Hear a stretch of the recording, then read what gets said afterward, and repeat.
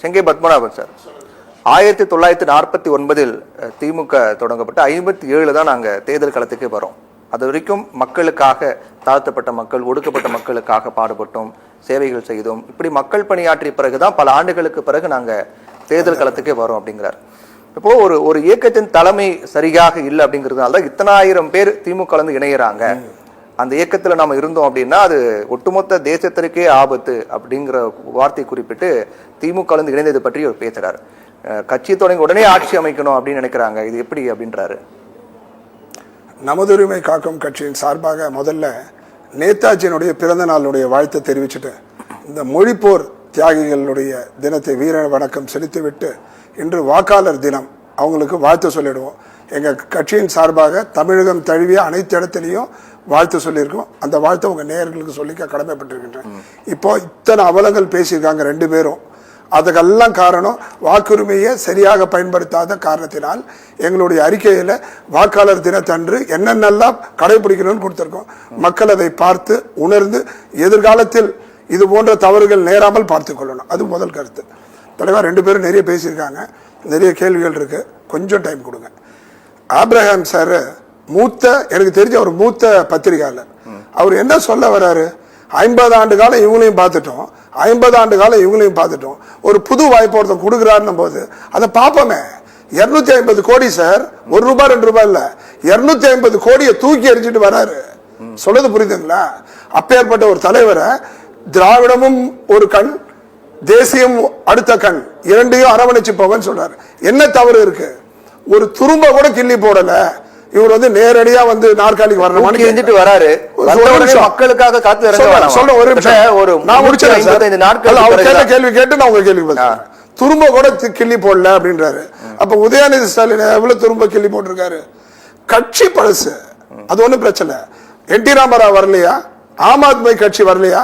நல்ல நோக்கத்தோடு மக்கள் பணியாற்ற வேண்டும், மக்களை நோக்கி பயணிக்க வேண்டும் என்று நினைப்பவர்களுக்கு காலமே ஒரு பெரியதல்ல. இது சரியான தருணம் சார். 50 ஆண்டு காலம் ரெண்டு பேரையும் பார்த்துட்டோம். அப்புறம் இன்னொரு கடிக்கோல கேள்வி கேட்டிருக்க இவரை பத்தி, சீமானை பத்தி சொல்லிட்டு இருந்தாரு. உண்மை பொய்னா சீமானுடைய பொய்யினுடைய அகராதின்னு பாத்தீங்கன்னா சீமான் தான். அதுல மாட்டு கருத்து. அவர் திராவிடத்தை, மிகப்பெரிய திராவிடத்தினுடைய தலைமை ஏற்று இருக்கின்ற பெரியார் அவர்களை விமர்சனம் பண்றதை ஒருபோதும் நம்ம ஏற்க முடியாது. ஏன்னு சொன்ன இவரே ஒரு திராவிடர், இவரே ஒரு மலையாளி, தமிழ்மணி, தமிழ் செல்வன்றது போல இனிமே செந்தமிழ் சீமான் போடக்கூடாது, மலையாளி சீமான் தான் போடணும். ஏன் சொல்றேன்னா, ஒரு மது பழக்கத்துல அவரே தன்னுடைய பேட்டி சொல்லியிருக்காரு, நான் ஒரு மலையாளி, எனக்கு தமிழ் தான் பேச வரும்னு சொல்லியிருக்காரு. இவரு வீரமங்கையை பேசுவார், வேலுநாச்சியார பேசுவார், 5000 ஆண்டு, 8000 ஆண்டு, 2000 ஆண்டு, 500 ஆண்டு, இதை பத்தி தான் பேசுவார். இன்றைய ஆண்டை பத்தியே பேச மாட்டாரு. அப்பேற்பட்ட நபர் தன்னுடைய குடும்பத்துல இவருடைய தாத்தாக்கு மேல இருக்க அவங்க அப்பாவை பத்தி பேச சொல்லுங்க, இவர் மலையாளின்னு தெரிஞ்சிடும். இவர் மலையாளி என்பதனால நான் ஒரு இந்தியராக தான் பார்க்கிறேன். கட்சி நடத்தட்டும், ஆனா தமிழ் தேசியத்துக்கு இவருக்கு என்ன சம்பந்தம் இருக்கு? போய் பெத்தலாட்டம். பிரபாகரனுடைய அண்ணன் பையனை போய் குண்டான்றாரு, மதுனுடைய உச்சகட்டம், பெண்களை போய் பிசுறாரு, பாலியலுடைய கூடாரம். இப்ப என்ன பண்ணாரு? IPS எதிர்க்கிறாரு. நீ பப்ளிக்கா அப்ப என்ன ஆகுது? சட்டம் ஒழுங்குக்கு இது சம்பந்தப்பட்டது. இப்ப பாலியலுடைய கூடாரம் நாம் தமிழர் சீமான். இப்ப என்ன ஆகும்? குண்டர்களுடைய கூடாரம் ஆயிடும். ஏன்னா இவர் என்னடா IPS IAS இந்த அளவுக்கு வாட்டாருன்னு சொல்லி ஒரு தஞ்சம் புகுகின்ற ஒரு நிலை ஏற்படும். சக்திவேல் ஒரு தம்பி ஒரு கம்பெனி நடத்துறாரு, IT கம்பெனி, 40 பேரை பாலியல் துன்பம் பண்ணியிருக்காரு. அது 3 பேர் போய் கிண்டி போலீஸ் ஸ்டேஷன்ல கம்ப்ளைண்ட் பண்ணிருக்காங்க. அந்த நிறுவனத்துல 75% பணி நாம் தமிழர் கட்சியினுடைய பணி நடக்குதான். நடவடிக்கை எடுக்கணும் தயவு செய்து. அது ஒரு பக்கம். இவரு ராம் சுப்பு சார் சொன்னாரு, முதல்வர் சீமானை பத்தி தான் பேசினாரு, விஜய் பத்தி பேச சொன்னாரு. தவறு. முழுக்க அவருடைய 95% he focused only on தாவேகா. ஏன்னா புது கட்சி வந்திருக்குன்னு சொல்றாரு. அதை நம்ம அங்கீகரிக்கப்பட வேண்டாம் சொல்ற, அங்கீகரிக்கப்பட வேண்டாம், அந்த அளவுக்கு தகுதி இல்லைன்னு சொல்ற ஒரு விஜய் ஏன் அவருடைய மாநாடுக்கு அவ்வளவு தொந்தரவு கொடுத்தாங்க, இடையூறு கொடுத்தாங்க? நேற்று பரந்தூர்ல போய் பாக்குறேன்னாரு. அது எனக்கு உடன்பாடு இல்ல. பரந்தூர்ல போய் பார்க்கும்போது எவ்வளவு பெரிய தடை பிரச்சனை, ஃப்ரீயா விட வேண்டியதான, மக்களை போய் பார்த்துட்டு வரல. எந்த ஒரு வளர்ச்சியும் சார், இன்னைக்கு இந்தியா உலகம் இந்த அளவுக்கு வளர்ந்துருக்குன்னா கடந்த காலத்தில் அந்த காலத்தில் வாழ்ந்த மக்களுடைய தியாகம் தான் இன்னைக்கு நம்ம வந்திருக்கோம். இந்த ஆபீஸ் கூட ஒரு காலத்துல ஒரு வயக்காட்டா தான் இருந்திருக்கும். அதே போன்று பரந்தூரை நீங்க எந்த ஒரு திட்டத்தையும் பரந்தூரிக்க வேண்டாம், வேற எங்க போனா அந்த ஊர் மக்கள் எதிர்க்க மாட்டாங்களா? எதுக்கெடுத்தாலும் எதிர்ப்பு பண்ணா வளர்ச்சி வராம போயிடும். ஆனா ஒன்றை நாம் மனதில் கொள்ளணும், தியாகத்தின் அடிப்படையில் அவங்களுடைய தியாகத்துல நம்ம மேல எதிர்கால மக்கள் எதிர்கால உலகம் வாழப்போகுது. அதனால அவர்களுக்கு ஒரு பம்பர் லாட்டரி கிடைத்த மாதிரி மிகப்பெரிய ஒரு இழப்பீட நீங்க தரணும். இல்ல, நீங்க விஜய் குறிப்பிட்டு பேசும்போது ஏன் வரக்கூடாது அப்படின்ற மாதிரி ஒரு கேள்வி கேட்டீங்க. இத்தனை கோடியை தூக்கி போட்டு அவர் வராரு அப்படின்னு மக்களுக்காக. ஜனநாயக நாட்டில் யாராலும் வரலாம் சார், வரலாம் சார். இப்போ அவர் படம் வேண்டாம், எனக்கு இத்தனை கோடி வேண்டாம் அப்படின்னு போட்டு வருமானம் வேண்டாம்னு போட்டு வராருன்னா நேரடியா மக்கள் கிட்ட வரணும் இல்லையா? ஆமா, கட்சியை தொடங்கி கிட்டத்தட்ட 355 நாட்களுக்கு பிறகுதான் பீச்ல அண்ணா அவர்களும் பெரியார் அவர்களும் கலைஞர்களும் கூட்டம் போட்டாங்கன்னா ஒரு 5 லட்சம் பேர் 10 லட்சம் பேர் பீச்ல இதுல கூடுவாங்க மெரினால. இப்பெல்லாம் வந்து கிரிக்கெட் அதே மாதிரி பெல்ஸ் ரோட்ல இருக்க சேப்பாக்குல போயிடுச்சுன்னா அடி குத்து வெட்டு நடக்கும். இப்பெல்லாம் பாம் டாப்ல வச்சு வீட்டுல உட்காந்து பாத்துட்டு இருக்கான், சிப்ஸையும் கூல்ட்ரிங்க்ஸையும் கையில வச்சுக்கிட்டு. காலம் ரொம்ப வீச்சு மக்களுடைய நம்ம தெரிஞ்சுக்க முடியாது சார். இல்ல சார், 8 வீடு 10 மக்கள் கிட்ட போனதா உணர முடியும். யாரும் மக்கள் கூட போற நீங்க எத்தனை பேரை பாக்குறீங்க? நான் எத்தனை பேரை பாக்குறேன், மத்தவங்க எத்தனை பேரை பாக்குறாங்க? 300 நாட்களுக்கு மேலான பிறகுதான் இந்த போராட்டத்துக்கு மக்கள் பத்தி தெரியாம அவ்வளவு பெரிய கோலச்சிருக்காரு அவர். தொடர்ந்து பல பிரச்சனைகள் இருக்கு. என்ன தெரியணும்? பிரச்சனை இருக்கு, திருவண்ணாமலை மண்சரிவு பிரச்சனை, நிறைய பிரச்சனை இருக்குங்க. அவர் முழு நேரம் வரட்டும். இப்ப என்ன அர்ஜென்ட்? எடப்பாடி அவர்களே எதிர்க்க ஆரம்பிச்சிருக்காரு.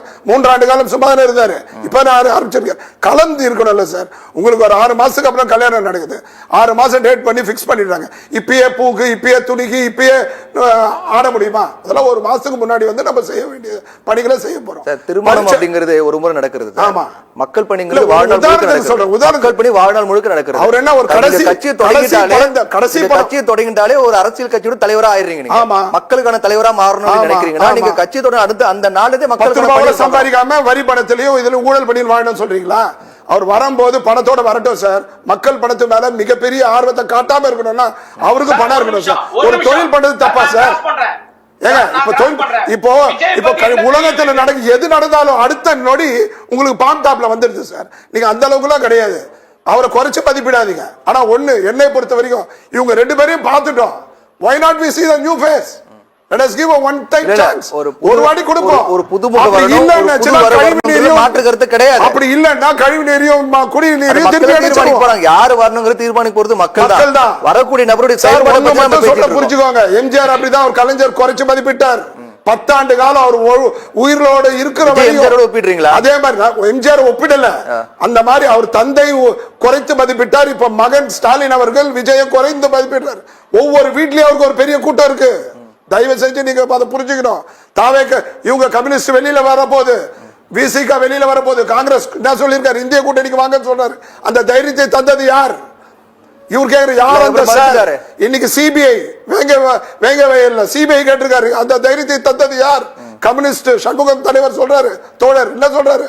திமுக வெளிச்சத்தில் நாங்கள் இல்லைன்னு சொல்றாரு. அந்த தைரியத்தை தந்தது யார்? இதெல்லாம் தைரியத்தை தந்தவர் மற்றது அதிமுக கிடையாது. கடந்த காலத்தில் அவங்க இருந்தாங்க. தாவேகா என்பதை மட்டும் நான் என்ன ரசிகரா இல்ல ரசிகர், என் வயசுனா ஒரு வயசு என்ன, ஒன்றே மக்கள் நலன்னு சிந்திங்க. என்னுடைய ஆபிரகாம் சகோதரர் கேட்டுக்கிறேன். 30 ஆண்டு கால senior most journalist. He cannot be biased to the old two bandagoods. He must support neutrally to the focusing on the 13 crore people of Tamil Nadu.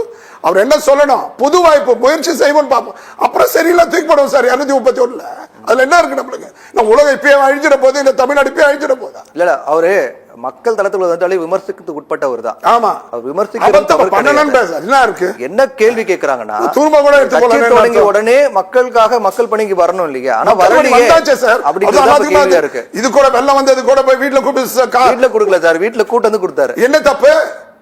அங்க போனா பாதிக்கப்பட்ட மக்களை அவர் ஆபீஸ் கூப்பிட்டு வந்து நிவாரண பொருள் கொடுக்கறது சரின்றீங்களா? நீங்க தவறுன்னு சொல்லல, சரின்னு சொல்லல. சொல்றோம்னா இல்லையா? தவறு கிடையாது.